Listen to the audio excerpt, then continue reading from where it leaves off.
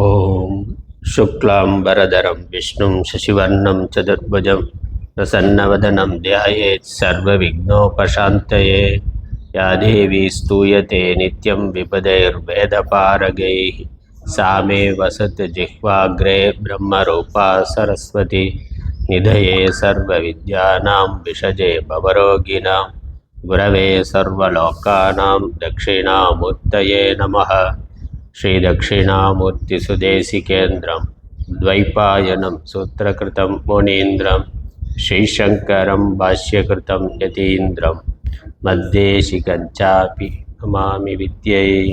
ॐ सहना भवतु सहनौ भुनक्तु सह वीर्यं करवावहै तेजस्विनावधीतमस्तु मा विद्विषावहैः। ॐ शान्ति शान्ति शान्तिः। தத்துவபோதம் என்ற இந்த நூலில் ஜீவஸ்வரூபம், ஈஸ்வர ஸ்வரூபம், ஜகத் ஸ்வரூபம் இவற்றிற்கு ஆதாரமாக இருக்கின்ற ஆத்ம அல்லது பிரம்ம ஸ்வரூபம் சொல்லப்படுகின்றது. அதோட பந்தத்திற்கு காரணம் என்ன, மோட்ச காரணம் என்ன, பந்தத்திலிருந்து விடுதலை அடைவது எப்படி, அந்த மோட்சத்தினுடைய சொரூபம் என்ன என்பதெல்லாமும் சொல்லப்படுகின்றது. அதனால் வேதாந்த நூல்களில் எல்லா சாஸ்திரங்கள்லேயும் எல்லா வேதாந்த சாஸ்திரங்கள்லேயும் என்ன சொல்லப்பட்டிருக்கோ அது ரொம்ப சுருக்கமாக கச்சிதமாக இந்த நூலில் சொல்லப்பட்டிருக்கின்றது. ஆச்சாரியர் ஒரு அழகாக பண்ணியிருக்கிறார். ரொம்ப எளிமையாகவும் அதே சமயம் ஒரு முழுமையான நூலாகவும் இதை செய்திருக்கின்றார். இந்த அடிப்படை நமக்கு நன்கு தெளிவாக இருந்தால் இதே விஷயங்கள் தான் மற்ற எல்லா சாஸ்திரங்கள்லேயும் விரிவாக பேசப்பட்டிருக்கும். இதில் ஏதோ ஒரு கருத்தை எடுத்துக்கொண்டு ரொம்ப விரிவாக சொல்லுவார்கள். எல்லா விஷயங்களும் கூட விரிவாக வரும். விவேக சூடாமணி, உபதேச சாகஸ்ரீ எல்லாம் பார்த்தா இதே விஷயம்தான் இன்னும் பல கோணங்களில் பல நியாயங்களோடு விரிவாக சொல்லப்பட்டிருக்கும். நம்ம காலை வகுப்பில் பார்த்தது சாதன சதுஷ்டயம் என்று சொல்லப்படுகின்ற வேதாந்த சாஸ்திரத்தை படிப்பவர்களுக்கு இருக்க வேண்டிய அடிப்படை தகுதிகள் 4: விவேகம், வைராக்கியம், சமாதி, சட்க சம்பத்திகி, முமுக்ஷுத்வம். விவேகம் என்பது எது நித்தியமானது, இந்த உலகத்தில் நிலையானது எது, நிலையில்லாதது எது. நிலையானது, நிலையானவர் இறைவன், மற்ற அனைத்தும் நிலையில்லாதவை. கடவுள் ஒருவர் தான் நிலையான ஒரே பொருள், என்றைக்கும் இருக்கக்கூடிய ஒரே பொருள். மற்றவை அனைத்தும் தற்காலிகமானவை, அழியக்கூடியவை. இந்த விவேகம், இந்த விவேகத்தினால அழியக்கூடிய உலக பொருள்கள் மேலே இருக்கக்கூடிய பற்றை விடுதல் வைராக்கியம். அதனால் அந்த விவேகத்தோட காரியம் இது பொய்யானது, தற்காலிகமானது, மாயையானதுன்னு புரிந்தால் அதன் மேலே இருக்கக்கூடிய பற்று, ஆசையானது இயல்பாக நீங்கும். காணல் நீர்னு எப்போ நமக்கு புரிகின்றதோ அதற்கு மேலே அதில் மோகம்ங்கிறது இருக்காது. அதனால் அந்த விவேகத்தினால வைராக்கியம். அப்புறம் அந்த வைராக்கியம் வந்த பிறகு மனது பழைய வாசனையினால் உலகத்தை நோக்கி போகும். இந்திரியங்கள், விஷயங்கள் இருக்கிறதுனால அதை நோக்கி முன்னாடி போகும். இந்த விவேக வைராக்கியத்தினால அவ்வாறு போகாமல் கட்டுப்படுத்துதல், புலன்களை, மனதை அடக்குதல், அதோட நிலையான பொருளான இறைவனை அடைவதற்காக ஆன்மீக சாதனைகளை செய்தல், அதுதான் திதிக்ஷா, சமாதானம், உபரதி என்பதெல்லாம் சொல்லப்பட்டது. அந்த கடவுளை பற்றி சொல்லுகின்ற மெய்ப்பொருளான நித்தியமான பரம்பொருளான இறைவனை பற்றி சொல்லுகின்ற சாஸ்திரங்களை குரு வாயிலாக முறையாக படித்தல், கேட்டல். கடவுளை அடைய வேண்டும் என்பது லட்சியம் என்றால் கடவுள்னா யாருன்னு தெரியணும்ல. அவர் யார், அவர் எங்கே இருக்கிறார், எப்படி இருக்கிறார், நம்ம அதை எப்படி அடையிறது என்ற அந்த சாதனை வழிமுறைகள் நமக்கு தெரியணும். அதற்கு குருவும் சாஸ்திரமும் நமக்கு துணை புரிகின்றன. அதனால் அதன் மேலே நமக்கு ஸ்ரத்தையானது இருக்கணும். அதோட தீவிரமான முமுட்சுத்துவமானது இருக்க வேண்டும். இந்த நிலையில்லாத உலக வாழ்க்கையிலிருந்து, உடல் வாழ்க்கையிலிருந்து நான் விடுபட வேண்டும். நிலையான பரம்பொருளை அடைய வேண்டும். நிலைத்த தன்மையை, இறைவனை அல்லது இறைநிலையை நான் அடைய வேண்டும் என்ற தீவிரமான ஒரு தாகமானது இருக்க வேண்டும். அதுக்கு முமுட்சுத்துவம்னு பேர். இந்த நாளும் இருந்தால் ஒருவர் வேதாந்த சாஸ்திரத்தை படிக்கலாம். வேதாந்த சாஸ்திரம் சொல்லுகின்ற அந்த தத்துவ விஷயம் என்ன, அதை அடுத்து சொல்லுகின்றார். அதையும் சுருக்கமாக சொல்லிடுறார். வேதாந்த சாஸ்திரம் என்ன சொல்லுதோ அதை ரொம்ப சுருக்கமாக அழகாக சொல்லிடுறார். மேற்கொண்டு படிக்கலாம். தத்துவ விவேகம், அதிலிருந்து தத்துவ விவேக கஹ,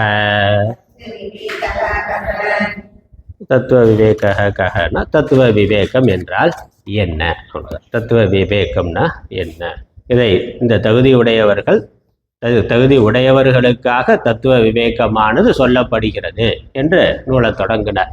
அப்போ தத்துவ விவேகம் என்ன தகுதிங்கிறத சொல்லிட்டார். அந்த தத்துவ விவேகம் என்னங்கிறத விவரிக்கின்றார். பதில், ஆத்மா சத்தியம் ததன்யத் சர்வம் மித்யா இதி. தத்துவம் அவ்வளோதான். தத்துவம்ங்கிறது ஒரே வார்த்தையில் சொல்லிட்டார். தத்துவம்னா இதான், ஒரே வரியில் தத்துவம் எவ்வளவுதான். உபனிஷத் முழுக்க இதுதான் சொல்லப்படுது. உபனிஷத்தை ஒட்டி என்னெல்லாம் பிரகரண கிரந்தங்கள் இருக்கோ, பெரிய பெரிய கிரந்தங்கள் குண்டு குண்டாக பெருசு பெருசாக இருக்குது, பிரம்மசூத்திரம், இன்னும் எண்ணற்ற கிரந்தங்கள் இருக்குது. எல்லா நூல்கள்லையும் சொல்லக்கூடிய தத்துவம் இந்த ஒரே வரி தான். இந்த ஒரே வரி புரிஞ்சா அதான் தத்துவ போதம், அதுதான் ஆத்ம ஞானம். என்னது? ஆத்மா சத்தியம். ஆத்மா ஒன்றுதான் இருக்கிறது, அது ஒன்றே சத்தியமான பொருள். முதல்ல நித்தியம்னு சொல்லப்பட்டது ஆத்மானாத்ம விவேகம், அல்லது நித்திய அனித்திய விவேகம்னு விவேகத்தில் சொல்லப்பட்டது. இங்கே தத்துவம் என்னன்னா ஆத்மா சத்தியம். சத்தியம்னா மெய்ப்பொருள், உண்மையிலேயே இருக்கக்கூடிய பொருள். தத்து அந்நியத்து, அதற்கு வேறாக இருக்கின்ற அனைத்தும் மித்யா. மற்ற அனைத்தும் மித்யா. மித்யான்னா பொய்யான பொருள், தோற்றமாத்திரமான பொருள். பார்க்கறதுக்கு இருக்கிறதா தெரியுது, ஆனால் உண்மையில் இல்லை. ஆராய்ந்து பார்த்தா இல்லாமல் போகிறது எதுவோ அதற்கு மித்யா அப்படின்னு பேர். தங்கம் நகைனாக்க தங்கம் மெய்ப்பொருள், தங்கம் இருக்கு. நகை வெறும் தோற்றமாக இருக்கு. உண்மையிலே நகைன்னு தங்கத்துக்கு வேற ஒரு பொருள் இல்லை. தங்கம் ஒரு வடிவத்துக்கு வர்ற பொழுது நகைங்கிற பெயர் சொல்கிறமே ஒழிய நகைன்னு ஒரு பொருள் இல்லை. இப்போ தங்கம் தான் இருக்குது அப்படின்னா நகைங்கிற பேர் ஏன் சொல்லணும்? கேள்வி வருது இல்லை. தங்கம் தான் உண்மை பொருள்னா வெறும் தங்கம் இருக்கிறதுன்னு மட்டுமே சொல்லலாமே அப்படின்னா, அந்த தங்கம் ஒரு வடிவத்தை எடுக்கின்ற பொழுது அந்த வடிவத்தை குறிக்கிறதுக்காக நகைன்னு ஒரு பெயர் வைத்திருக்கிறோம். அதனால் அந்த பெயர், அந்த தோற்றம், அந்த நகைங்கிற ஒரு தோற்றமானது வெறும் கல்பிதம், அது உண்மை இல்லை. தங்கத்துக்கு வேறான சொந்த இருப்புடையது அல்ல. தங்கம் இருக்கிறது, நகை இருக்கிறதுன்னு ரெண்டு பொருளாக சொல்ல முடியாது. தங்கம் தான் உண்மையான இருப்புடையது, அதனால் தங்கம் சத்தியம். நகைங்கிறது தோற்றம் மாத்திரமாக இருப்பது, அதனால் அதற்கு அந்த தோற்றம் மாத்திரமாக இருப்பதற்கு மித்யா என்று பெயர். அதனால் இந்த உலகம் எல்லாம் மித்யா ஆகும். அதனால் இந்த ஆத்மா என்பது உலகத்திற்கு ஆதாரமாக காரணமாக இருக்கின்ற முதல் பொருள்.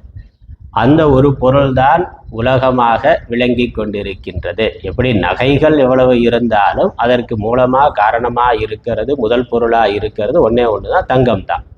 அப்போ அந்த ஒரு தங்கமானது, காரணமாகிய ஒரு தங்கமானது நகைகள் என்று பலவாக தோன்றுகிறது. ஆகவே தங்கம் மெய்ப்பொருள், நகைகள் பொய்ப்பொருள். அதே மாதிரி இந்த உலகம் பலவாக தெரிந்தாலும் உலகத்திற்கு மூலமாக காரணமாக முதல் பொருளாக ஒன்றே இருக்கின்றது, அது ஆத்மா. அந்த ஆத்மா மெய்ப்பொருள், அதுவே பல்வேறு நாம ரூபங்களை எடுத்துக்கொண்டு உலகமாக தோன்றுகிறது. அதனால் உலகம் என்பது பொய்ப்பொருள். இதுதான் தத்துவம். இவ்வளவுதான் தத்துவம், இவ்வளவுதான். இதை இன்னும் நம்ம பல முறை பல கோணங்களில் ஆராய்ந்து யோசித்து புரிந்து கொள்ள வேண்டும். ஏன்னா உலகம் பொய்ப்பொருள் என்று நம்ம ஒரு வார்த்தையில் சொல்லிட்டாலும் இந்த உலகத்தில் இருந்து தான் நமக்கு இன்பத் துன்பங்கள் வந்து கொண்டு இருக்கின்றன. இந்த இன்பத் துன்பத்தில் இருந்து நாம் விடுபட வேண்டும், அல்லது இவற்றை கடந்து போக வேண்டும் என்று தான் நம்ம போராடி கொண்டு இருக்கிறோம். அதனால் இதை அவ்வளவு எளிதாக மித்தியான்னு கடந்து போயிட முடியாது. மித்தியான்னு தெரிஞ்ச உடனே விட்டுட்டு போயிட முடியாது. காணல் நீர் பார்த்த உடனே அது தெரிகிறது, போய் பக்கத்தில் போய் பார்த்தா உண்மை இல்லைன்னு புரிந்து கொண்ட பிறகு அதிலிருந்து ரொம்ப எளிதாக விலகிடலாம். அல்லது கனவுல இருக்கிற பொழுது கனவு சத்தியம்னு தெரிந்தாலும் அதிலிருந்து விழித்த உடனே அது மறைந்து விடுகிறது. ஆகவே அது உண்மை இல்லைன்னு மறந்துட்டு அடுத்த வேலையை பார்க்கலாம். அதுவே முடியல பலருக்கு. கனவுக்கு என்ன அர்த்தம்னு பார்த்து கொண்டு இருக்கிறாரு. ஆனால் அது உண்மை இல்லைங்கிறது நமக்கு விழித்த உடனே தெரியுது. நம்ம அதை முழுக்க மறந்து விடலாம். சினிமா பார்க்கிற பொழுது அதோட சேர்ந்து நமக்கு சத்தியமாக தெரிந்தாலும் அந்த காட்சி முடிந்த உடனே அது உண்மை இல்லைன்னு நம்மளால் மறந்துட்டு வெளியே வந்துட முடிகிறது. அப்படி இந்த உலக வாழ்க்கை உண்மை இல்லை என்று புரிந்து கொண்டாலும் அதிலிருந்து வெளியே வருதல் என்பது அவ்வளவு எளிதில் இயலாது. அதனால தொடர்ந்து படிக்கணும். இல்லைன்னா தத்துவ போதம் முடிஞ்சது. இல்லைன்னா தத்துவ போதம் முடிஞ்சு போச்சு, அவ்வளோதான். தத்துவ போதத்தை சொல்லுகிறேன்னு சொன்னார். தத்துவம் என்னன்னு கேட்டா, தத்துவ விவேகம் என்னன்னா ஒரே வரியில முடிச்சுட்டார். ஆத்மா சத்தியம், அந்நியத்து சர்வம் மித்யா அப்படின்னு சொன்னா அவ்வளோதானே, முடிஞ்சு போச்சு. போயிட்டு வரேன்னு நம்ம போயிட முடியாது. ஆகவே தொடர்ந்து படிக்கணும். அப்புறம் அதற்கு அவரே விளக்கம் கொடுக்கிறார். ஆத்மானா என்ன, தத்து அந்நியத்துனா அதற்கு வேறாக இருக்கக்கூடிய உலகம் என்றால் என்ன, அது நமக்கு தெரியணும். மித்யானா அது எப்படி மித்யா அப்படிங்கிற விளக்கம் நமக்கு தெரியணும். அது சத்தியம்னா எப்படி சத்தியம்ங்கிற விளக்கம் தெரியணும். அதான் மேற்கொண்டு தொடர்கிறது. ஆத்மா கஹ ஸ்தூல சூக்ஷ்ம காரண சரீராத் வ்யதிரிக்தஹ பஞ்சகோஷாதீதஹ பஞ்சகோஷாதீதः சன் அவஸ்தாத்ரய சாட்சி சச்சிதானந்த ஸ்வரூபः சன் யஸ்திஷ்டதி ச ஆத்மா. ஆத்மாவுக்கு லட்சணம் சொல்றார். எது இவ்வாறு இருக்கிறதோ, யக திஷ்டதி ச ஆத்மா, எது இவ்வாறு இருக்கிறதோ அது ஆத்மா. எவ்வாறு? ஸ்தூல சூக்ஷ்ம காரண ஷரீராத் வதிரிக்தஹ, ஸ்தூல சூக்ஷ்ம காரண சரீரங்களுக்கு வேறாக. நமக்கு சரீரம்ங்கிற பொழுது 3 சரீரம் இருக்கு. ஸ்தூலமா நம்ம கண்ணுக்கு தெரியக்கூடிய இந்த உடல், அதற்குள்ள மனசு, அந்தःகரணம், மற்ற கர்ம இந்திரியங்கள், ஞானேந்திரியங்கள் சேர்த்து சூக்ஷ்ம சரீரம். அது என்னன்னு வரப்போகுது. அடுத்து ஒன்னொன்றுக்கு அடுத்து விளக்கம் வரப்போகுது. ஸ்தூல சரீரம்னா என்ன, சூக்ஷ்ம சரீரம்னா என்ன, காரண சரீரம்னா என்ன என்று 3ஐயும் சொல்லி அதற்கு வேறாக இப்படி இருக்கின்ற 3க்கும் வேற. அதனால ஸ்தூல சூக்ஷ்ம காரண சரீரங்களுக்கு வேற இருப்பது. இப்போ உடம்பே ஆத்மா இல்லை. நம்ம சாதாரணமாக உடம்பு ஆத்மா இல்லை மனது ஆத்மான்னு நினைக்கிறோம். உடம்பு, மனது, புத்தி, இந்த ஸ்தூல சூக்ஷ்ம காரணம் சரீரத்திற்கு வேற 3 சரீரம் இருக்கு. அதற்கு வேற எது இருக்கோ அது ஆத்மா. முதல் லட்சணம். ஆத்மானா என்னன்னு நேரடியாக சொல்ல முடியாது. இந்த 3ம் ஆத்மா இல்லை. இந்த 3க்கும் வேறாக இருப்பது ஆத்மா. ஆத்மாவுக்கு முதல் இலக்கணம், முதல் விளக்கம். அதுக்கப்புறம் பஞ்சகோஷாதீதக, பஞ்சகோஷ அதீதக. இந்த 3 சரீரத்தையே இன்னொரு கோணத்தில் பார்த்தா 5 விதமாக பிரிக்கலாம். அதுக்கு பஞ்சகோஷம்னு பேர். அது என்னங்கிறது அடுத்து விரிவாக வரப்போகுது, பார்க்கலாம். அந்த 5 கோஷங்களுக்கும் அதற்கும் வேறாக இருப்பது. அதனால அதில் ஒரு கோஷம் ஆத்மாங்கிறதும் இல்லை, அதற்கும் வேறாக இருப்பது ஆத்மா. அதுக்கப்புறம் அவஸ்தாத்ரய சாட்சி. 3 அவஸ்தைகள் இந்த சரீரத்தில் மாறி மாறி வந்து கொண்டு இருக்கின்றன. அந்த 3 அவஸ்தைகள், 3 நிலைகளுக்கும் வேறாக இருப்பது எதுவோ அதற்கு சாட்சியாக இருப்பது. அப்போ அதற்கு வேறாக இருந்து அதை அறிவிப்பதாக, அதை பிரகாசிப்பதாக இருக்கின்றது. அதனால சாட்சி. அப்படி எது இருக்கின்றதோ அது ஆத்மா. இதெல்லாம் எது ஆத்மா இல்லைன்னு சொன்னார். 3 சரீரம் ஆத்மா இல்லை, பஞ்சகோஷம் ஆத்மா இல்லை, 3 அவஸ்தைகளுக்கு 3 அவஸ்தைகள்ல ஆத்மா இல்லை, அதற்கு சாட்சியாக இருக்கிறது.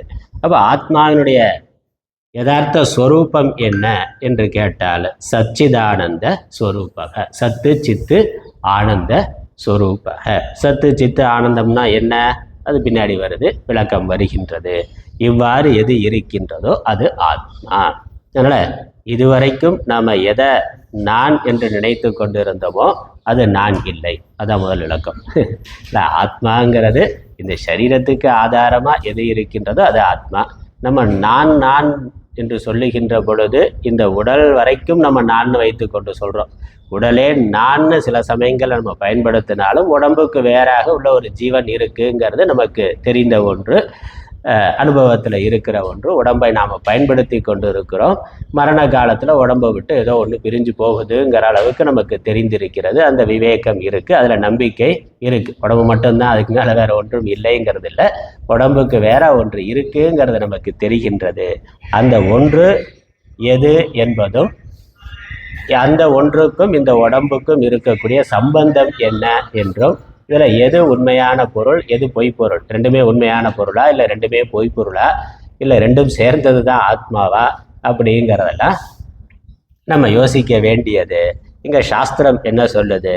இந்த உடலுக்கு முற்றிலும் வேறானது ஆத்மா. உடம்புக்கு வேறான தனித்த சொந்தமான இருப்புடையது ஆத்மா. அதனுடைய சொரூபம் என்னன்னா சத்து சித்து ஆனந்தம். அதுதான் ஆத்மாவினுடைய சொரூபம். ஒன்றொன்றுக்கும் விளக்கம் வருது. ஸ்தூல சூக்ஷ்ம காரண சரீராத் வியதிரிக்தக என்று சொன்னதை எடுத்துக்கொண்டு ஸ்தூல சரீரம் என்றால் என்ன, காரண சரீரம் சூக்ஷ்ம சரீரம் என்றால் என்ன, காரண சரீரம் என்றால் என்னன்னு ஒன்றொன்றையும் விவரிக்க போறார். அடுத்த கேள்வி, ஸ்தூல சரீரம் கிம்? பஞ்சீகிருத பஞ்சமகாபூதைஹி கிருதம் சத்கர்மஜன்யம் சுகதுக்காதி போகாயத்தனம் ஷரீரம் அஸ்தி ஜாயதே வர்ததே விபரிணமதே அபக்ஷீயதே வினஷ்யதி இதி ஷட்விகாரவத் ஏதத் ஸ்தூல சரீரம்.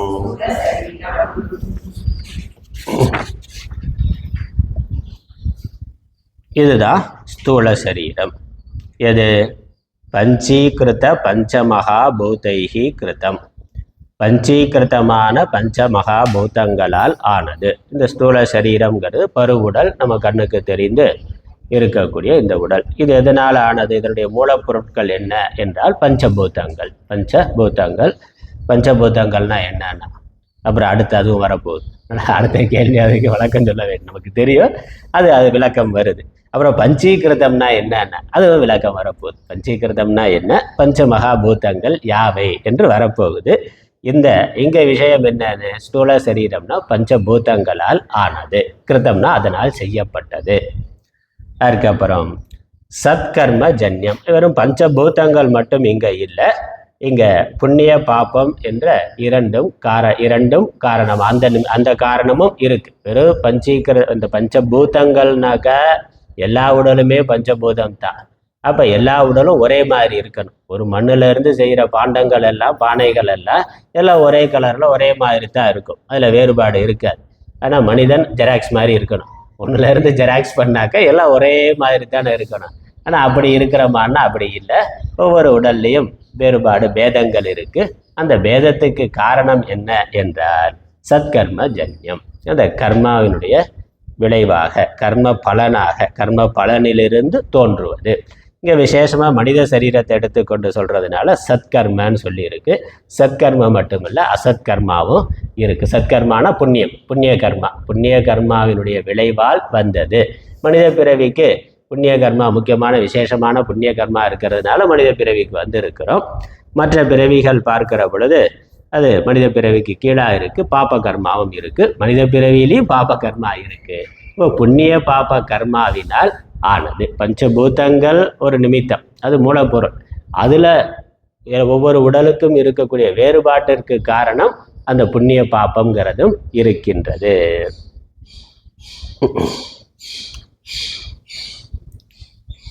அதனால் அது கஸ்டமைஸ் சொல்கிறாங்க. எதாக இருந்தாலும் நம்ம ஒன்று டிஃபால்ட்டாக ஒன்று இருக்குது, அப்புறம் நமக்கு தகுந்த மாதிரி கஸ்டமைஸ் பண்ணிக்கிறதுன்னு இருக்குல்ல. அந்த மாதிரி பகவானே ஒவ்வொரு ஜீவனுடைய புண்ணிய பாவத்துக்கு தகுந்த மாதிரி கஸ்டமைஸ் பண்ணியிருக்காரு. பஞ்சபூதம்ங்கிறது பொதுவான ஒன்று, அதை ஒவ்வொரு ஜீவனுடைய புண்ணிய பாவத்துக்கு தகுந்த மாதிரி கஸ்டமைஸ் பண்ணி தனித்தனியாக கொடுத்துருக்கிறார். அவ்வளோதான். அடுத்தது, இந்த சரீரத்தை வைத்துக்கொண்டு என்ன பண்ணுறோம், எதுக்காக இந்த சரீரம் இருக்குது அப்படின்னா சுக துக்க ஆதி போக ஆயத்தனம். சுகம் துக்கம் இவை முதலான அனைத்தையும் அனுபவிப்பதற்கு இருப்பிடமாக இருக்கின்றது. ஆயத்தனம்னா இருப்பிடம், நம்ம தங்குற இடம். அதனால் ஜீவன் வாழ்க்கையில் இன்பத் துன்பம் முதலான அனைத்தையும் அனுபவிப்பதற்கு இருப்பிடமாக இருப்பது. நம்ம வீட்டில் இருந்து எல்லாத்தையும் அனுபவிக்கிறோமே, அந்த மாதிரி சரீரங்கிற வீட்டில் இருந்து நம்ம இந்த ஜீவன் உள்ள இருக்க ஜீவன் புண்ணிய பாபங்களை, எல்லா விதமான இன்பத் துன்பங்களை, புண்ணிய பாபங்களால் விளையக்கூடிய எல்லாவற்றையும் அனுபவிக்கின்றார். அனுபவிப்பதற்கு இருப்பிடமாக இருப்பது. அதுக்கப்புறம் இதனுடைய சொரூபம், இதனுடைய தன்மை எப்படி இருக்குன்னா, இந்த பஞ்சபூதங்களால் ஆனது, புண்ணிய பாபத்தினால் ஆனது, இன்ப துன்பங்களை அனுபவிப்பதற்கு இருப்பிடமாக இருப்பது. அதுக்கப்புறம் அப்படி இருக்கின்ற இந்த சரீரம் எப்படி இருக்கிறது என்று கேட்டால், எப்படி செயல்படுகிறது என்று கேட்டால், சரீரம் அஸ்தி, முதல்ல உடம்பு இருக்குன்னா, உடம்பு இருக்குங்கிறது அதனுடைய ஒரு குணமாக ஒரு தன்மையாக இருக்கின்றது. அல்லது இது தோன்றுவதற்கு கொஞ்சம் முன்னாடி, வெளியே ஸ்தூலமாக வர்றதுக்கு முன்னாடி தாயினுடைய தந்தையினுடைய உடல் உள்ளே இருந்தது, அதனால் அப்படி கருவாய் இருந்து பிறகு வந்தது, அதனால் அஸ்தி, அங்கே முதல்ல அஸ்திங்கிறது அப்படி, அல்லது இருக்கிறதுன்னு. அதுக்கப்புறம் ஜாயத்தை, பிறக்கிறார், பிறந்து ஒரு குறிப்பிட்ட காலத்தில் தோன்றுவதாக, டேட் ஆஃப் பர்த்னா ஒரு குறிப்பிட்ட காலத்தில் உலகத்திற்கு வருவதாக இருக்கின்றது, ஒரு வடிவம் எடுத்துக்கொண்டு பிறந்த நாள் கொண்டாடுவதாக, அப்படி பிறந்தது என்று இருக்கிறது, வர்த்ததே. இப்போ ஜாயத்தே, அதுக்கப்புறம் என்ன ஆகுது, பிறந்தது அப்படியே இருக்கா, வர்த்தத்தை, வளருகின்றது, வளரும் தன்மை உடையதாக இருக்கின்றது. அப்புறம் விபரிணமதே, விபரிணமதேனா பருவ மாற்றம், குழந்தை, மழலை பருவம், குழந்தை பருவம், குமரப்பருவம், அப்புறம் இளமை பருவம், நடுத்தர வயது, முதுமை என்று அந்த பருவ மாற்றம், ஒரு பெரிய சேஞ்ச், கொஞ்சமாக வளர்ந்துக்கிட்டே போகிறது, ஒரு பெரிய மாற்றம் பருவ மாற்றம்ங்கிறது அதற்கு விபரிணாமம், பரிணாமம்னு அர்த்தம். அந்த பரிணாமம்ங்கிறது அடைகின்றது. அதுக்கப்புறம் ஒரு குறிப்பிட்ட வயசு வரைக்கும் தான், குறிப்பிட்ட 40 வயசு வரைக்கும் தான். அதுக்கப்புறம் அபக்ஷியது, மெல்ல மெல்ல தேய தொடங்குகிறது, ஒரு குறிப்பிட்ட காலம் வரைக்கும் வளர்ந்துக்கிட்டே போகுது. அதுக்கப்புறம் தேய்தல்ங்கிறது ஆரம்பிக்கின்றது, அதுக்கு அபக்ஷியத்தேன்னு பேர், தேய்கிறது. தேய்ந்து கொண்டே போய் என்ன ஆகுது, ஒரு நாள் இல்லாமல் வினஷ்யத்தினா இல்லாமலே போய்விடுகிறது, அதனால் இல்லாமல் போய்விடுகிறது. அதனால் பிறப்பு இறப்பு, இந்த ஸ்தூல சரீரத்துக்கு ஒரு குறிப்பிட்ட காலத்தில் தோன்றுதல் என்பது இருக்கு, மறைதல் என்பது இருக்கின்றது. அதற்கு நடுவில் வளர்தல், மாறுதல், தேய்தல் என்பது இருக்கின்றது. அதனால் இதுக்கு ஷட்பாவ விகாரம் என்று பெயர். ஷட் விகார 6 விகாரங்கள், இருத்தல், பிறத்தல், வளர்தல், மாறுதல் அடைதல், தேய்தல், அழிதல், இந்த 6 மாறுதல்களை, 6 மாறுபாடுகளை அடையும் தன்மை உடையதாக இருப்பது எதுவோ அதுதான் ஸ்தூல சரீரம். அடுத்தது சூக்ஷ்ம சரீரம் கிம், अपंचीकृत पंचमहाभूतैः कृतं सत्कर्मजन्यं सुखदुःखादि भोगसाधनं पंचज्ञानेन्द्रियाणि पंचकर्मेन्द्रियाणि पंचप्राणादयः मनश्चैकं बुद्धिश्चैका एवं सप्तदशकलाभिः सह यत्तिष्ठति तत्सूक्ष्म शरीरम. சூக்ஷ்ம சரீரம் என்றால் என்ன? அபஞ்சீகிருத பஞ்சமகாபூதைகி கிருதம், இதுவும் பஞ்சமகாபூதத்தினால் ஆனது தான். சூக்ஷ்ம சரீரம்ங்கிறதும் இந்த ஸ்தூல சரீரத்துக்கு உள்ள இருக்கக்கூடிய நுண்ணுடல். நல்ல ஸ்தூல சரீரத்துக்கு தமிழில் பருவுடல்னு பேர், பருத்து இருக்கிறதுனால, பருத்து கொழுத்து இருக்கிறதுனால அதுக்கு பருவுடல்னு பேர். உள்ள இருக்க அந்த சூக்ஷ்ம சரீரத்துக்கு தமிழில் நுண்ணுடல் அப்படின்னு சொல்கிறோம். நுண்ணுயிரி அப்படின்னு தமிழ் கண்ணுக்கு தெரியாமல் அது நுட்பமாக இருக்கிறதுனால அதுக்கு நுண்ணுடல் அப்படின்னு பேர். இந்த ஸ்தூல சரீரத்துக்குள்ள அது இருக்குது. அது எதனால் ஆனது என்றால் அதுவும் பஞ்சபூதத்தினால் ஆனது. ஆனால் ஒரு வித்தியாசம், இது அபஞ்சீகிருத பஞ்சபூதத்தினால் ஆனது. ஒன்றோடு ஒன்று, பஞ்சீகிருதம்னா ஒன்றோடு ஒன்று கலந்த பஞ்சபூதங்கள், ஒன்றோடு ஒன்று கலக்காத பஞ்சபூதங்கள். ஒன்றோடு ஒன்று கலக்காத தனித்தனியான பஞ்சபூதங்கள்ல இருந்து ஒவ்வொரு அவயவமும் தோன்றி சேர்ந்து இந்த உடலானது இருக்கின்றது. அதனால அபஞ்சீகிருத பஞ்சபூதைகி பஞ்சமகாபூதைகி கிருதம், அதனால செய்யப்பட்டது. அப்புறம் சத்கர்ம ஜன்யம், இதுவும் புண்ணிய பாபத்தினால ஆனது. அப்புறம் சுக துக்க ஆதி போக சாதனம். அங்கே போக ஆயத்தனம், ஆயத்தனம்னா இருப்பிடம், சாதனம்னா அதை அனுபவிப்பது. சுக துக்கங்களை அனுபவிக்கிறது இந்த ஸ்தூல சரீரம் இல்லை, சூக்ஷ்ம சரீரம் தான். உள்ள இருக்க சூக்ஷ்ம சரீரம் தான் உடல் வாயிலாக இதை அனுபவிக்கின்றது. போக சாதனம், அனுபவிப்பதற்கு சாதனமாக இருப்பது. ஜீவன் இன்ப துன்பங்களை அனுபவிப்பதற்கு சாதனமாக இருக்கின்றது. இந்த சூக்ஷ்ம சரீரத்தின் வழியாகத்தான் கண்ணு காது மூக்கு நாக்கு இதன் வழியாக சுக துக்கத்தை ஜீவன் அனுபவிக்கின்றான். அதில் என்ன இருக்கு இந்த சூக்ஷ்ம சரீரத்தில்? வேற என்னெல்லாம் அவயவங்கள் இருக்கின்றன என்று கேட்டால், பஞ்ச ஞானேந்திரியானி, 5 ஞான இந்திரியங்கள், அறிவு கருவிகள் 5 இருக்கின்றன. அவை என்னங்கிறது அடுத்து வரப்போகுது. அதுக்கப்புறம் பஞ்ச கர்மேந்திரியானி, செயற்கருவிகள் 5 இருக்கின்றன. செயல்களை செய்வதற்கு சாதனமாக 5 உறுப்புகள் இந்த உடம்புல இருக்கு. விஷயங்களை அறியறதுக்கு 5 உறுப்புகள், செயல்களை செய்வதற்கு 5 உறுப்புகள் இருக்கின்றன. 5 5 10.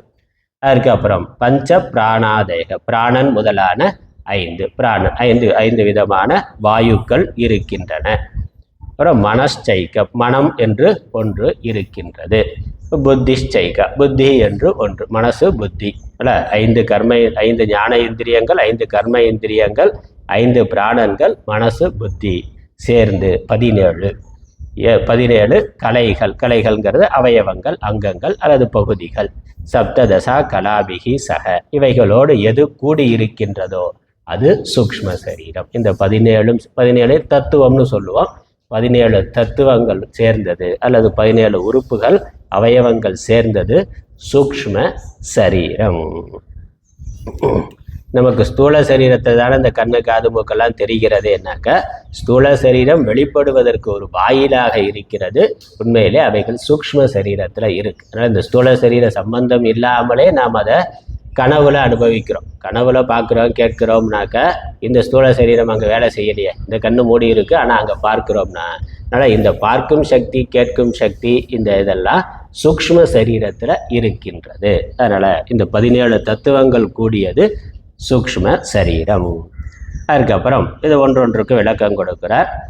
ஞான இந்திரியங்கள்னா என்ன, கர்ம இந்திரியங்கள்னா என்ன, பிராணன் என்ன, 5 5ன்னு சொல்லப்பட்டது. 5 5ம் என்னென்னு ஒன்றுனா தனித்தனி விளக்கம் வருது.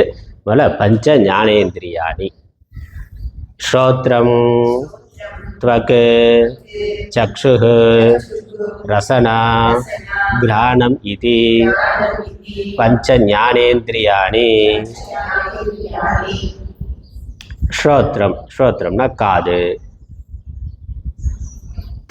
துவக்குங்கிறது தோல், உடல் முழுவதும் இருக்கு. காதுங்கிறது தலையில் ஒரு உறுப்பாக இருக்குது காது. துவக்கு உடல் முழுவதும் வியாபித்து இருக்கிறது துவக்கு தோல். சக்ஷுகு கண்ணு, கண்கள். ரசனா சுவையை அறிகின்ற நாக்கு. கிராணம், கிராணம்னா மூக்கு, கிராணம் மூக்கு. இவைகள் 5ம், நாக்கு மூக்கு இவைகள் 5ம் 5 ஞான இந்திரியங்கள், பஞ்ச ஞான இந்திரியங்கள். இந்த 5 உறுப்புகள் வழியாக நமக்கு 5 விதமான அறிவு கிடைக்கின்றது. உலகத்தில் இருந்து 5 விதமான அறிவை, கண்களால் காட்சிகளை பார்க்கிறோம், பல நிறங்களை பார்க்கிறோம், காதுகளால் சப்தத்தை கேட்கிறோம், அப்புறம் தோளால் தட்பவெப்ப நிலைகளை உணர்கின்றோம், அதை பற்றிய அறிவு கிடைக்குது. நாக்குனால சுவைகளை பற்றிய அறிவு கிடைக்கின்றது.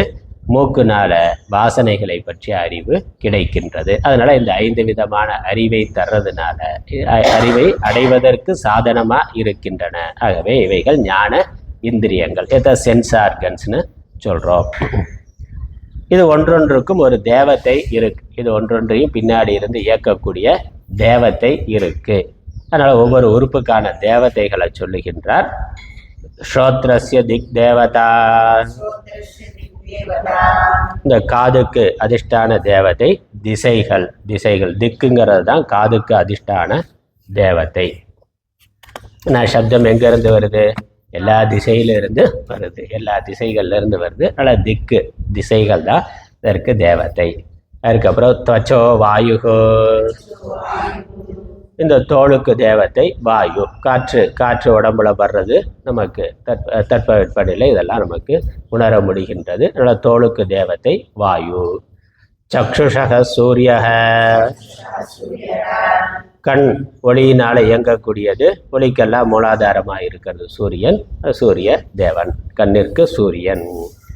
ரசனாயா வருணக, இந்த சுவை என்பதற்கு வருணன், ஜலம், ஜலத்திற்கு அதிபதி வருணன் தான் சுவை. ஏன்னா ஜலம் இல்லாமல் இல்லை என்றால் நாக்கில் சுவை தெரியாது.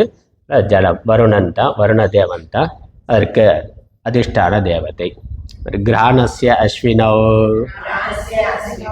அஸ்வினி தேவர்கள் மூக்குக்கான அதிஷ்டான தேவதைகள். இது ஞானேந்திரிய தேவதாக, இவ்வாறு அறிவு கருவிகள் தேவதைகள் இருக்கின்றன. இந்த 5 அறிவு கருவிகள் இருக்கு, அதற்கு 5 தேவதைகள் இருக்கு. சமஷ்டியா அந்த தெய்வங்கள் இருந்து ஒவ்வொரு சரீரத்திலையும் அவைகளை இயக்கி கொண்டிருக்கின்றன. அதனால ஒவ்வொரு துறைக்கு ஒரு அமைச்சர் இருக்காருல்ல, அந்தந்த துறைக்கான அமைச்சர் அவர். அடுத்தது அதுக்கப்புறம் இந்த கருவிகளால நமக்கு என்ன ஞானம் கிடைக்கின்றது என்பதை சொல்றார். அடுத்த விஷயம் ஸ்ரோத்ரஸ்ய விஷயः சப்த கிரகணம். காதற்கு விஷயம் என்னது? ஒலிகளை கிரகிக்கிறது, வாங்கிறது, வெளியே வருகின்ற சப்தங்களை கேட்கிறது, வாங்கிறது. त्वचो விஷயः ஸ்பர்ஷ கிரகணம்.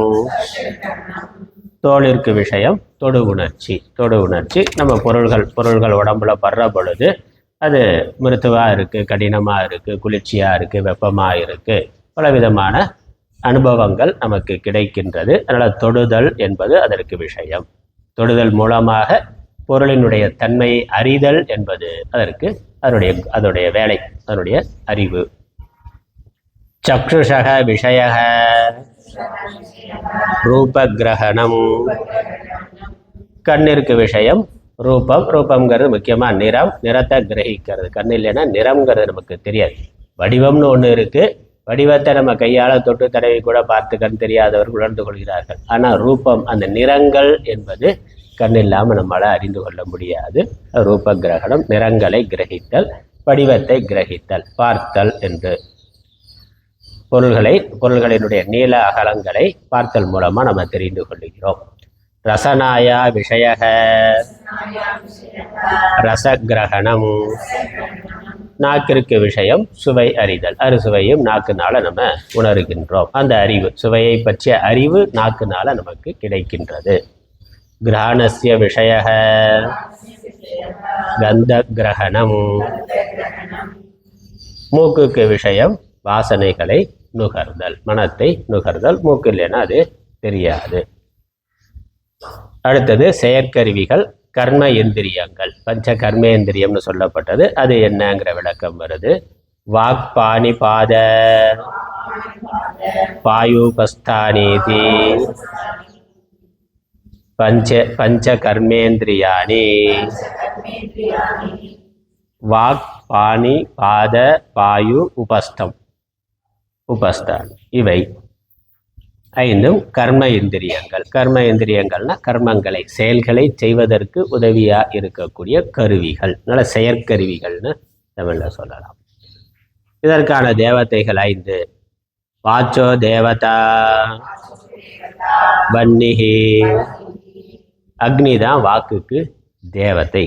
அதனால் பொறி பறக்க பேசுகிறான்னா பேசுறதுன்னா அங்கே அது பேசுறதுங்கிறது தான் அதிகமான சக்தி செலவாகுது. அது அக்னியினால் வர்றது. நம்ம சாப்பிட்றதுல அதிகமாக சக்தி பேச்சுக்கு தான் செலவாகுது. அதனால் பேச்சை குறைச்சாலே சாப்பாடை குறைச்சிடலாம். ஓகே. ஹஸ்தயோர் இந்திரஹ.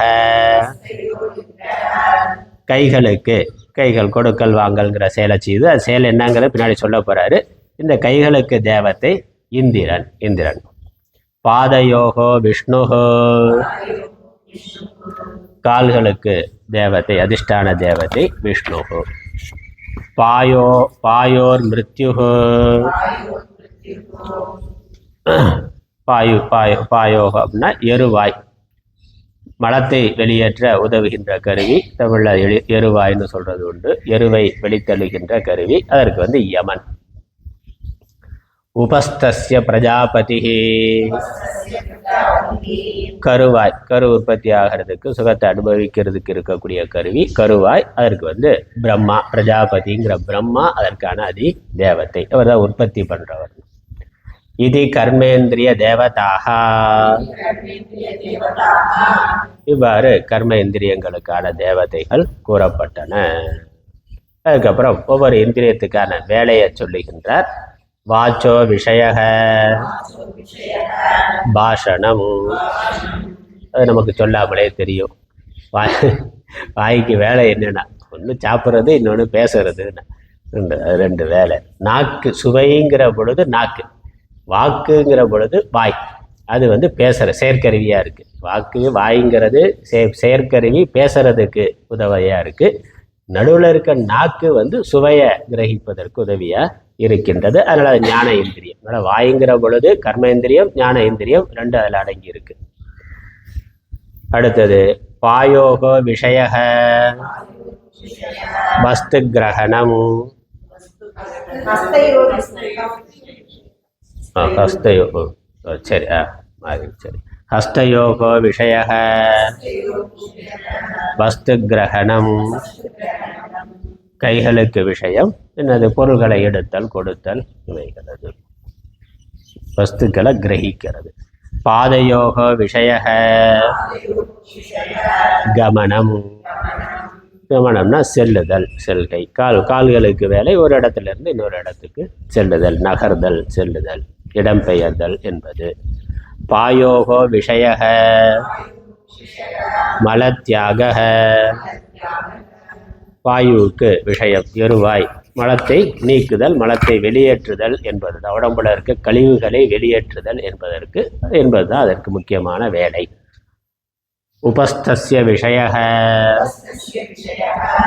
ஆனந்த இது,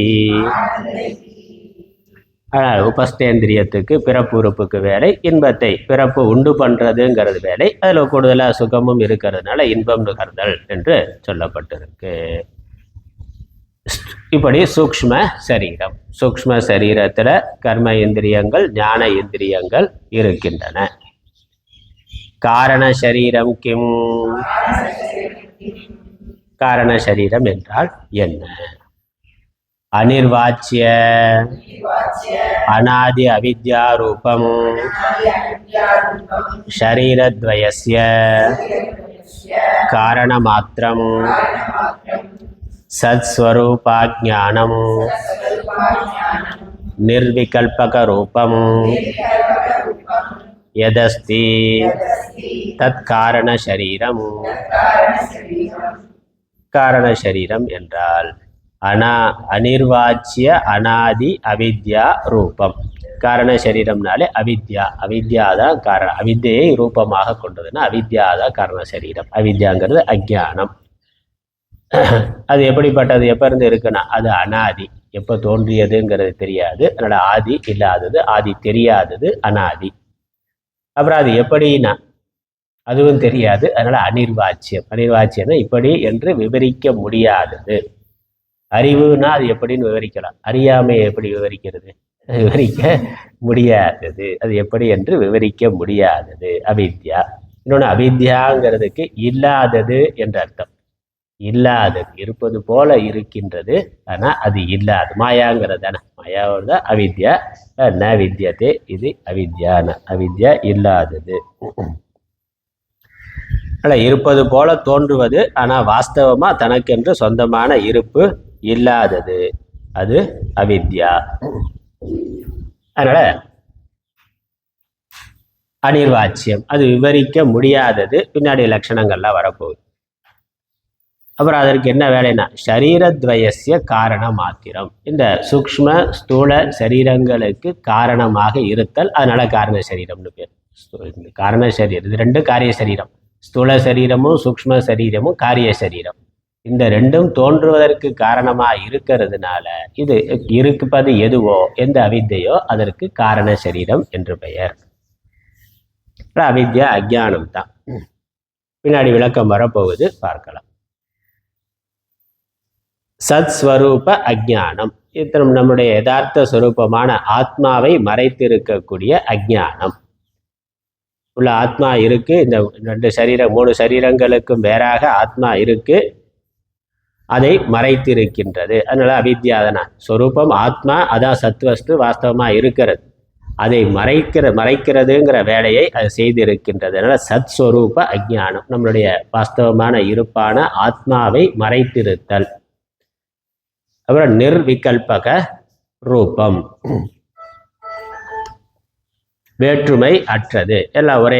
ஆழ்ந்த தூக்கத்தில் எப்படி இருக்கு, காரண சரீரம் எங்கே இருக்குன்னா அது அவஸ்தையில் வரப்போகுது, பின்னாடி சொல்ல போகிறோம். ஆழ்ந்த தூக்கத்தில் இருக்கு, அவித்யா மாத்திரம் இருக்கிற பொழுது அங்கே எவ்விதமான விகல்பம், எவ்விதமான வேறுபாடுகளும் இல்லை, ஒரே மாதிரி. தூக்கத்தில் எப்படி இருக்கான், எல்லாரும் ஒரே மாதிரி இருக்கான். அதனால் தூங்கிட்டா எந்த வேறுபாடும் நமக்கு தெரிவது இல்லை. அவித்தையில் இருக்கிற பொழுது, ஆழ்ந்த தூக்கத்தில் இருக்கிற பொழுது எந்த வேறுபாடும் தெரிவது இல்லை. இப்போ காரண சரீரத்தில் நாம் இருக்கிற பொழுது எவ்விதமான பேதமும் நமக்கு தெரியாது. அதனால நிர்விகல்பக ரூபம், அப்படி எது இருக்கிறதோ அது காரண சரீரம், அதுதான் காரண சரீரம்.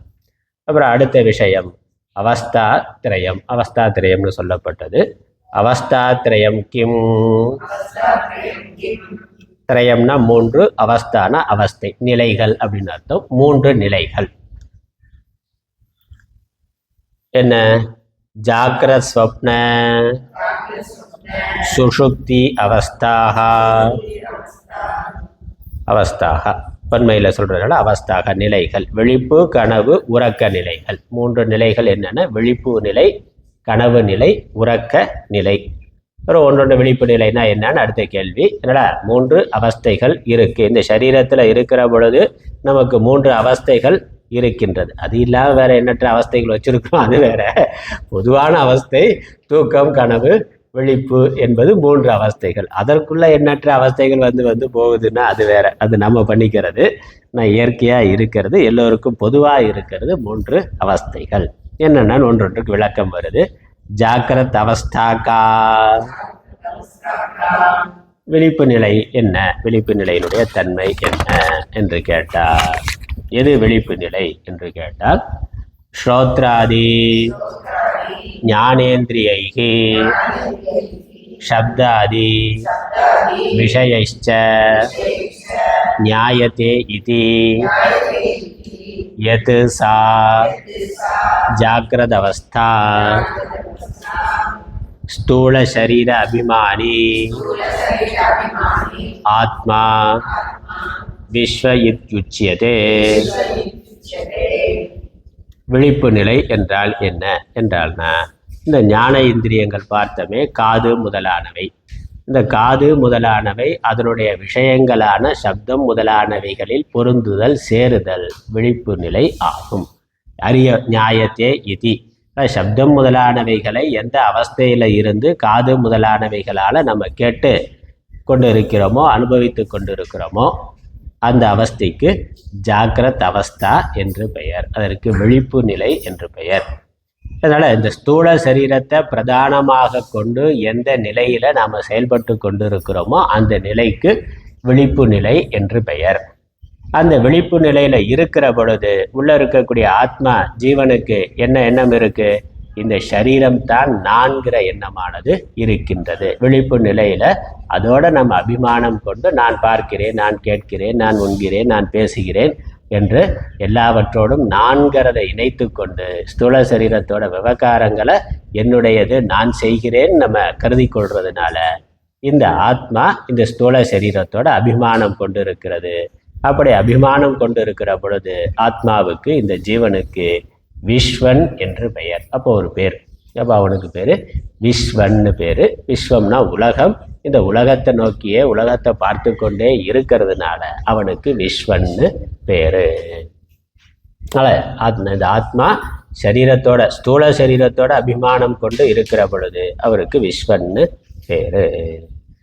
அதுக்கப்புறம் ஸ்வப்ன அவஸ்தா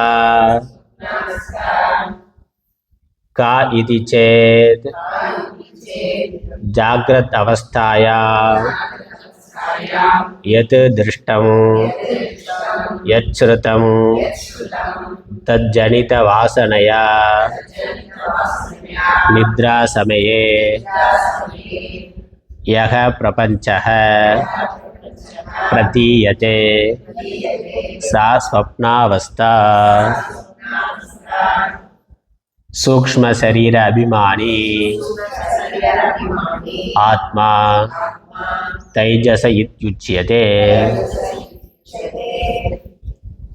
ஸ்வப்ன அவஸ்தா என்றால் என்ன என்று கேட்டால், ஜாக்கிரத் அவஸ்தாயாம் விழிப்பு நிலையில் எது திருஷ்டம், எது பார்க்கப்பட்டதோ, எச்சுருத்தம் எது கேட்கப்பட்டதோ, தத் ஜனித வாசனையா அதனால தோன்றிய வாசனைகளால் விழிப்பு நிலையில பார்க்கிறோம், கேட்கிறோம், அனுபவம் வருது. அந்த அனுபவம் மனதில் பதிகின்றது, உள்ள அது ரெக்கார்ட் ஆகுது, பதிவாகின்றது.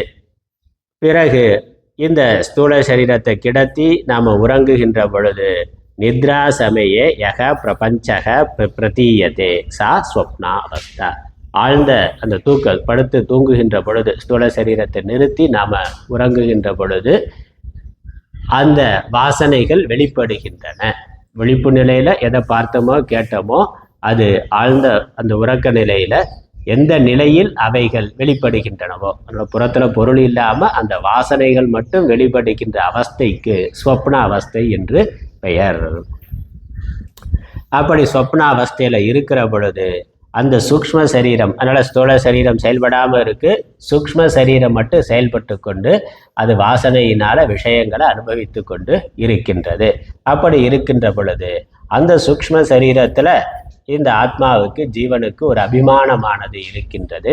அதனால் அப்போ அவனுக்கு தைஜசன் என்று பெயர். ஏன்னா அது ஜோதி ஸ்வரூபமாக ஜோதியாக இருக்குது, ஜோதி போல ஒரு ஒளியாக இருக்கின்றது. அதனால் அதுக்கு தைஜசக என்று பெயர். அவனுக்கு தைஜசன் என்று பெயர். அந்த சரீரத்தின் மேலே அபிமானம் கொண்டிருக்கிற ஆள்.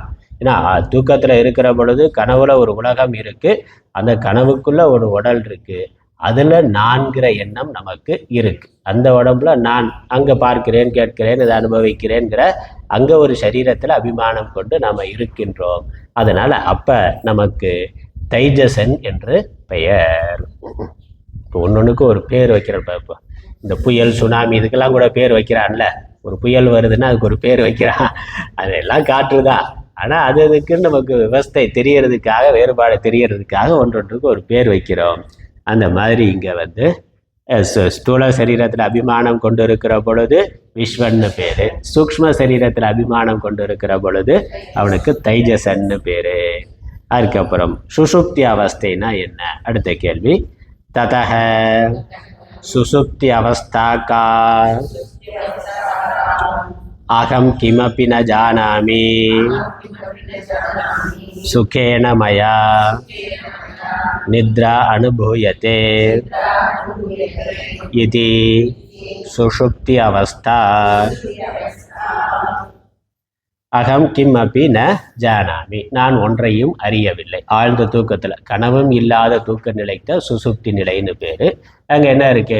எதையும் அறியாத ஒரு அறியாமையானது இருக்கு. நான் ஒன்றையும் அப்போ தெரியல, அப்போ சொல்றதில்லை, விழித்த பிறகு சொல்றவே நான் ஒன்றையும் அறியாமல் சுகமாக தூங்கினேன். அந்த அனுபவம் இருக்கு. அறியாமைங்கிற ஒரு அனுபவம் இருக்கு, சுகமாக இருந்தோங்கிற அனுபவம் இருக்கு. ரெண்டையும் விழித்த பிறகு சொல்லுகின்றோம். எந்த ஒரு நிலையில் நான் ஒன்றையும் அறியாமல் இருந்தேனோ, அப்புறம் சுகேன மயா நித்ரா அனுபூயதே, சுகமாக என்னால் தூக்கமானது அனுபவிக்கப்பட்டது என்ற ஒரு அவஸ்தை இருந்ததோ அந்த அவஸ்தைக்கு சுசுப்தி அவஸ்தை என்று பெயர். அப்புறம் அதுல அபிமானம் இருக்கே, ஆழ்ந்த தூக்கத்துல இருக்கிற பொழுது, அதனால அவனுக்கு ஒரு பேரு காரண சரீர அபிமானி ஆத்மா பிராக்ஞ இத்யுச்யதே. அவனுக்கு பிராக்ஞன் என்று பெயர். காரண சரீரத்தில் அபிமானம் கொண்டு இருக்கிற பொழுது அவனுக்கு பிராக்ஞன்னு பேரு. ஒன்றையும் அறியாமல் இருந்தால் அதனால பிராக்ஞன், அல்லது ஒன்றையும் அறியாமல் இருக்கிறேங்கிறத அறிந்து கொண்டு இருந்தான், அதனாலேயும் பிராக்ஞன். அதனால பிரகர்ஷேன ஞக அல்லது பிரகர்ஷேன அக்ஞக ரெண்டையாவும் பிரிக்கலாம். பிராக்ஞங்கிற பொழுது பிராக்ஞன் என்று பெயர்.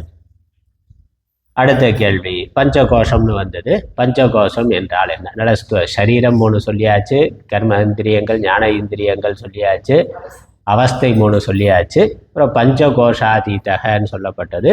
பஞ்சகோஷம்னா என்னன்னு சொல்றார். இந்த 3 சரீரங்களே வேற ஒரு கோணத்தில் பார்க்கிற பொழுது 5 விதமாக நம்ம பிரிக்கலாம்.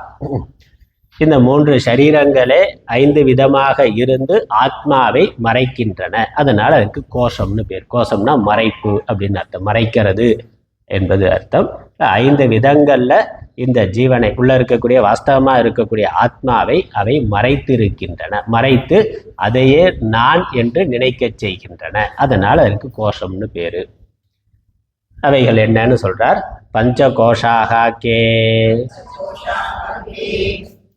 அன்னமயக பிராணமயக மனோமயக விஞ்ஞானமயக ஆனந்தமயச்சேதி. அன்னமயம், பிராணமயம், மனோமயம், விஞ்ஞானமயம், ஆனந்தமயம் என்பவையாம். இந்த 5 பேரு. ஒன்றொன்றுக்கும் என்னங்கிற விளக்கம் வருது. அன்னமயக கஹ அன்னரசேனைவ பூத்வா அன்னரசேனைவ விருத்திம் பிராப்ய அன்னரூப பிருத்திவ்யாம் யத் விலீயதே தது அன்னமயः கோஷः ஸ்தூல சரீரம்.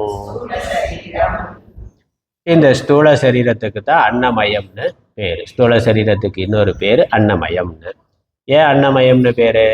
அன்னரசேன ஏவ பூத்வா, அன்னரசத்தினால் அது தோன்றுகின்றது. தாய் தந்தையர் உண்ட அன்னத்திலிருந்து அதனுடைய ரசத்தை எடுத்துக்கொண்டு தான் அந்த ஜீவனானவன், இந்த ஸ்தூல சரீரமானது அதிலிருந்து தான் உற்பத்தியானது. அதனால அதிலிருந்து தோன்றி, அன்னத்தினுடைய சாறு, அன்னத்தினுடைய ரசம் அன்னத்திலிருந்து தோன்றியது. அப்புறம் வளர்றது எப்படி? இட்லி, தோசை, பூரி, பராட்டா, பொங்கல் இப்படியெல்லாம் அன்னத்தையே சாப்பிட்டு இது விருத்தி அடைகின்றது. அதனால அன்னரசேன ஏவ விருத்தியும் பிராப்பிய, அதனாலேயே விருத்தி அடைந்து. அதுக்கப்புறம் என்னன்னா அன்னரூப பிருத்திவியாம் எத் விலீயது.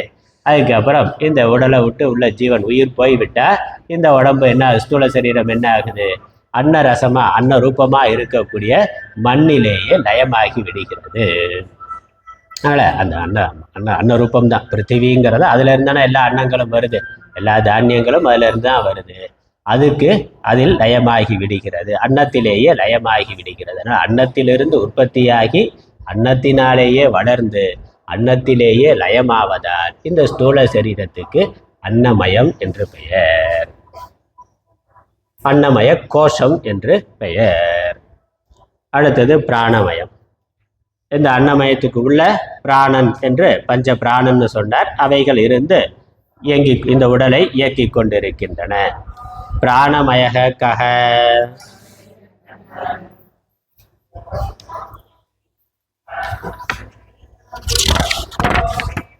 பிராணாத்யாக பஞ்சவாயவக வாகாதி இந்திரிய பஞ்சகம் பிராணமயக கோஷக. பிராணமயம் என்றால் பிராணன் முதலான பஞ்ச வாயுக்கள், பிராணன் முதலான பஞ்சவாயுக்கள். அது என்னங்கிறது பின்னாடி வரும். பஞ்சவாயுக்கள் அதோட சேர்த்து வாக்கு முதலான 5 இந்திரியங்கள். இந்த கர்ம இந்திரியங்கள் 5 பார்த்தவே, கர்ம இந்திரியங்கள் 5ம் பிராணனும் சேர்ந்தது பிராணமய கோஷம். பிராணமய ஸ்தூல அன்னமய கோஷங்கிறது ஸ்தூல சரீரம் மட்டும் சொல்லப்பட்டது. சூக்ஷ்ம சரீரம் அப்படிங்கிற பொழுது நம்ம பிராணன், கர்ம இந்திரியங்கள், ஞான இந்திரியங்கள், மனசு இதெல்லாம் பார்த்தோம். இதில் கர்ம இந்திரியங்களும் பிராணனும் சேர்ந்ததுக்கு பிராணமய கோஷம் என்று பெயர். ஏன்னா அந்த பிராணன் தான் கர்ம இந்திரியங்களை இயக்குகின்றது. கை கால்களை இயக்கிறது பிராணசக்தி தான். பிராணசக்தி சரியாக வேலை செய்யலைன்னா தான் கை கால் செயல்பாட்டில் நமக்கு முடக்கம் வர்றதுங்கிறத பார்க்கிறோம். இந்த கர்ம இந்திரியங்களை இயக்குபவை பிராணன். அதனால அந்த ரெண்டும் சேர்ந்து ஒரு தொகுதி, அது பிராணமய கோஷம். மனோமயக கஹ, மனோமய கோஷம் என்றால் என்ன? மனஷ்ச ஞானேந்திரிய பஞ்சகம் மிலித்வா யோ பவதி ச மனோமய கோஷः. மனதும் ஞான இந்திரியங்களும் சேர்ந்ததற்கு மனோமய கோஷம் என்று பெயர். மனது ஞான இந்திரியங்கள், ஏன்னா கண்ணால் பார்க்கிறோம், காதால் கேட்கிறோம், இதெல்லாம் கிரகிக்கிறது யாரு, அதன் மூலமாக சுக துக்கங்களை அனுபவிக்கிறது யாரு, மனசு தானே. இந்த ஞான இந்திரியங்களும் மனசும் சேர்ந்த தொகுதிக்கு மனோமய கோஷம் என்று பெயர். அங்கே மனது பிரதானமாக இருந்து இவைகளை நடத்துகின்றது, அதனால மனோமய கோஷம். அடுத்தது விஞ்ஞானமயக்கः புத்தி ஞானேந்திரிய பஞ்சகம் மிலித்வா யோ பவதி ச விஞ்ஞானமய கோஷः. புத்தி தத்துவமும் ஞான இந்திரியங்கள் ஐந்தும், இந்த ஞான இந்திரியங்கள் வழியாக தான் புத்தியும் செயல்படுது. புத்தியும் ஞான இந்திரியங்களும் சேர்ந்து அந்த தொகுதிக்கு விஞ்ஞானமய கோஷம் என்று பெயர். அதனால் ஞான இந்திரியங்கள் புத்தியோடு சேர்ந்திருக்கிற பொழுது விஞ்ஞானமய கோஷம், அது மனசோட சேர்ந்திருந்தால் மனோமய கோஷம். கர்ம இந்திரியங்கள் பிராணன் சேர்ந்திருக்கிறது பிராணமய கோஷம். ஸ்தூல சரீரம் அன்னமய கோஷம் 4. கடைசி ஆனந்தமய கோஷம். ஆனந்தமயக்கः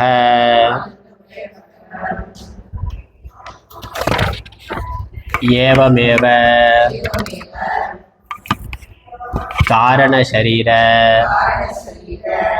காரணசரீரபூத அவித்யா மலினசத்வம் அவித்யாஸ்த மலினசத்வம் பிரியாதி விருத்தி சகிதம் சத் ஆனந்தமய கோஷः. இவ்வாறு ஏவம்னா இப்படியே காரண சரீரபூத அவித்யாஸ்த மலின சத்துவம், காரண சரீரமாக இருக்கின்ற அவித்யாவினுடைய மலின சத்துவம், சத்துவகுணம் குறைந்து. மலின சத்துவம்னா சத்துவம் ரஜஸ் தமஸ்ங்கிற 3 குணத்தில் சத்துவகுணம் குறைந்து இருக்கிறதுக்கு மலின சத்துவம்னு பேர். அவித்யாவில் மலின சத்துவம், சத்துவகுணம் மலிவாக இருக்கின்ற அவஸ்தை. அப்புறம் பிரியாதி விருத்தி சகிதம், பிரியன் முதலான ஆழ்ந்த தூக்கத்தில் என்ன இருக்குது, அவித்யா இருக்குது. அங்கே சத்துவ விஷயங்களை அறியறதுங்கிறது இல்லை. சத்துவகுணம் இருந்தால் தான் விஷயங்களை அறிதல்ங்கிறது வரும். ரஜோகுணம் பிரதானமாக இருக்கிற பொழுது கர்மாங்கிறது இருக்கும்.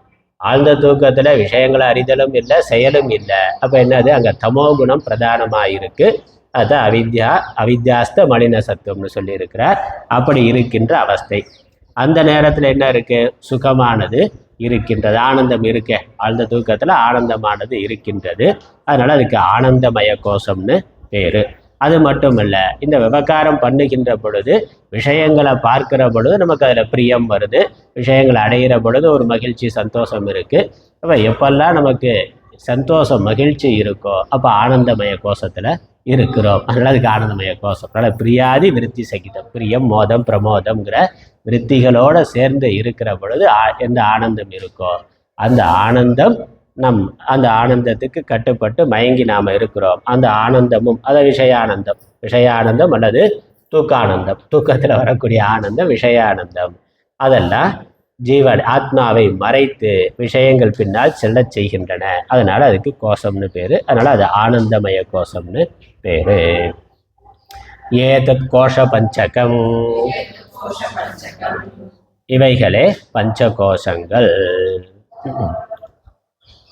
இவைகளுக்கு இதெல்லாம் சேர்ந்து பஞ்சகோஷம். அதனால் ஸ்தூல சரீரம், சூக்ஷ்ம சரீரம், காரண சரீரம், அப்புறம் 5 கோஷங்கள், இவைகள் சேர்ந்தது அனாத்மா அப்படின்னு சொல்ல. அது இதெல்லாம் ஆத்மாவுக்கு வேறானது, இதெல்லாம் சேர்ந்து இருக்கிறது.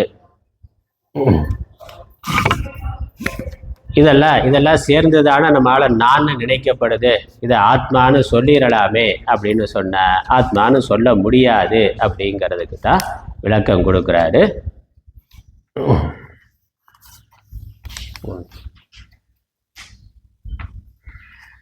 அதனால் ஆத்மாங்கிறது என்னன்னு பார்த்தோம், இதெல்லாம் இல்லாதது ஆத்மானு பார்த்தோம்.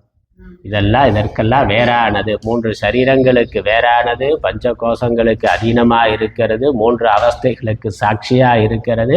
ஆத்மான்னு பார்த்தோம். இதெல்லாம் என்னன்னு சொல்லிட்டார். இப்போ இதெல்லாம் நான் இல்லை, இதெல்லாம் ஆத்மா இல்லை, இவைகளுக்கு வேறானது ஆத்மா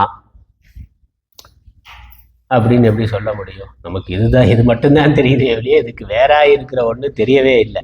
நமக்கு தெரிஞ்சதெல்லாம் இந்த பஞ்ச கோஷங்கள், 3 சரீரம், விழிப்பு, கனவு, 3 அவஸ்தைகள் தான் தெரியுமே ஒழிய இதுக்கு மேல வேற என்ன இருக்கு அப்படின்னு கேட்டா அதற்கு விளக்கம்தான் அடுத்த வரி வருது. படிச்சுட்டு முடிச்சிடலாம். மதியம் ஷரீரம் மதியாக பிராணாக மதியம் மனश्च மதியா புத்திஹி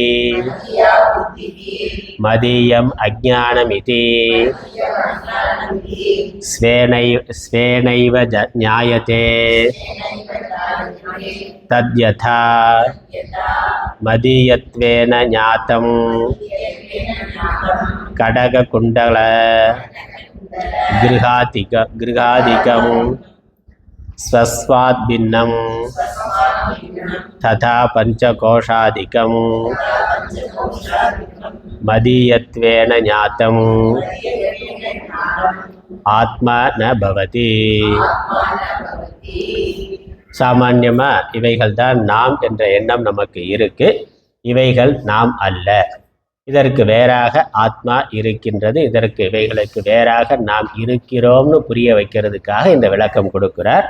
இதெல்லாம் ஏன் நாம நான் இல்லைன்னு சொல்லுகிறோம், ஏன் நான் இல்லை என்று காரணம் கேட்டால் இவைகளெல்லாம் என்னுடையது என்று அறியப்படுகின்றன.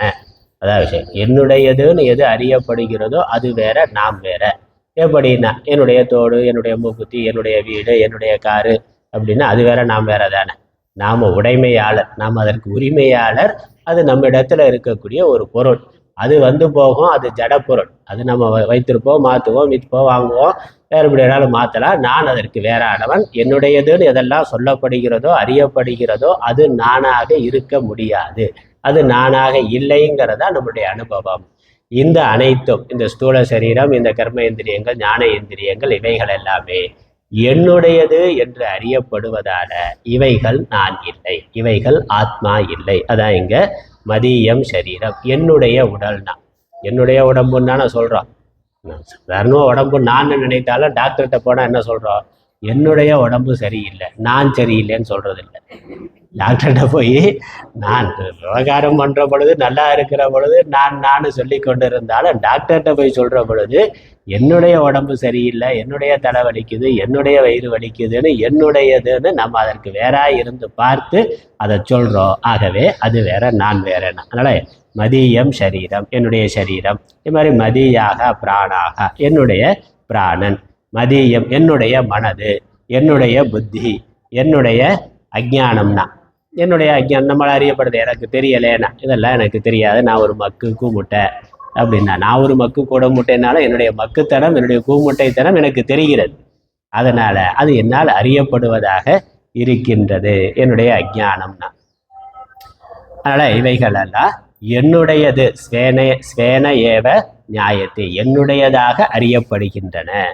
எப்படி, எது மாதிரினா என்னுடையதாக அறியப்படுவதாக இருக்கின்ற கடகம், குண்டலகம், கிருஹாதிகம், வீடு, கடகம், குண்டலம். இந்த கடகம்னா வளையம், குண்டலம் காதில் போடுற குண்டலம், வளையல், புறத்தில் இருக்கக்கூடிய வீடு முதலானவைகள் எல்லாம் எப்படி என்னுடையது என்று என்னால் அறியப்படுகின்றதோ அவ்வாறு அறியப்படுகின்ற காரணத்தினாலேயே நான் அவைகள் அல்லவோ, அவைகளுக்கு வேறானவனோ, அதே மாதிரி இவைகளும் என்னுடையது என்று, என்னுடையவை என்று அறியப்படுவதால் நான் இதற்கு வேறானவன்.